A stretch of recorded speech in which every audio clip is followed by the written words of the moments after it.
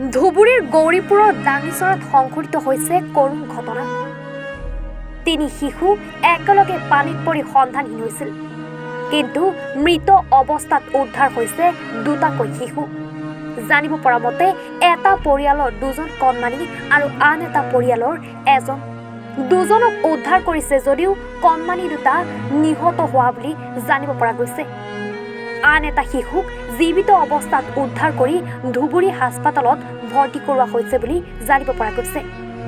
ঘটনাস্থলীত SDRF বাহিনী উপস্থিত হৈ উদ্ধাৰ কৰিছে শিশুকেইটাক। বাড়ির পিছনে একটু ছোট একটা দলং আছে, ওই দলঙে তিনটা বাচ্চা নতুন গা দুবার নিয়ে গেছে,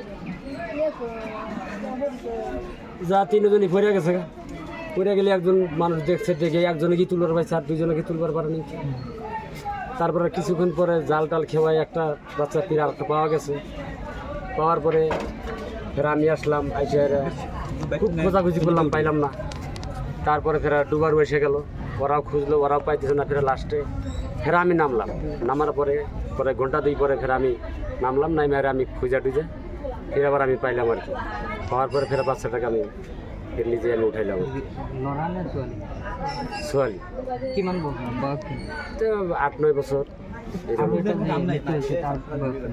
ওটা ওই রকমই। আর এটা উদ্ধার হয়েছে, এটা কি হসপিটালে? এটা সুস্থ নাকি?